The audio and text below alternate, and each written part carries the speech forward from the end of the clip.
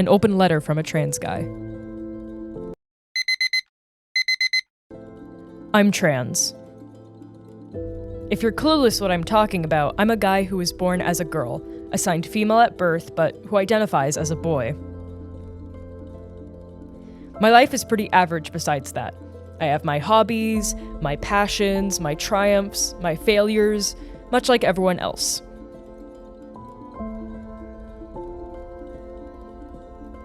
Being a trans guy in this day and age is difficult, though.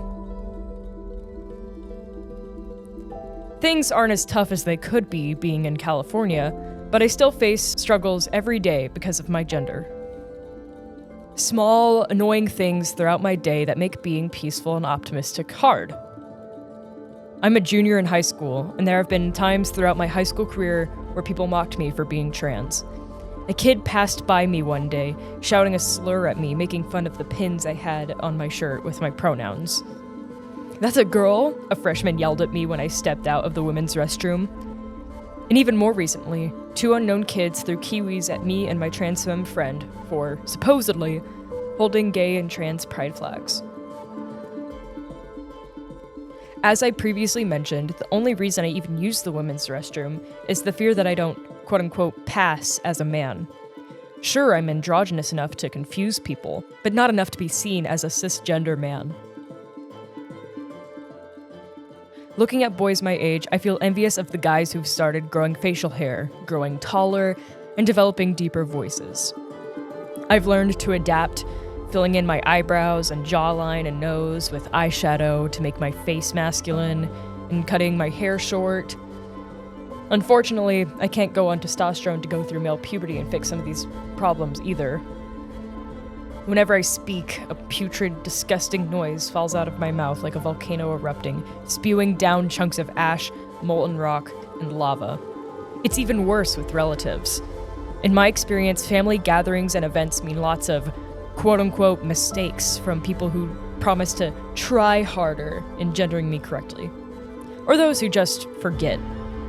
It means no matter how masculine I make myself appear or sound or act, they still refer to me like I am a girl. To my mother and father, it means that no matter what I do, they still call me their daughter, when the only thing I want is to be their son.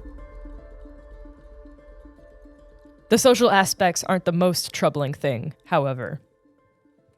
Lawmakers across America have been spreading mass paranoia. They're so scared of trans people becoming a threat, when statistically, that hasn't been the case at all. Over 500 anti-trans bills were introduced, and 85 were passed in 2023.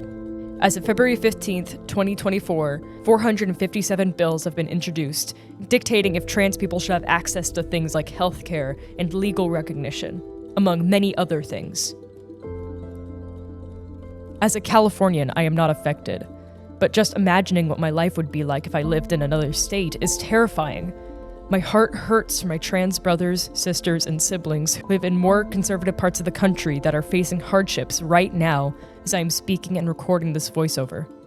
We aren't trying to hurt anyone. We just want to live in a way that's authentic to ourselves.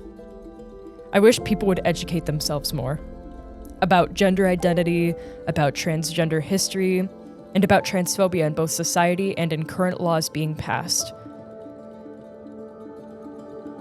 I hope that one day that people will be more sympathetic and empathetic towards trans people as a whole.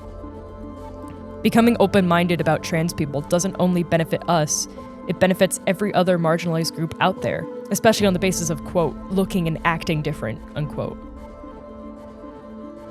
I yearn for kindness and compassion. Sincerely,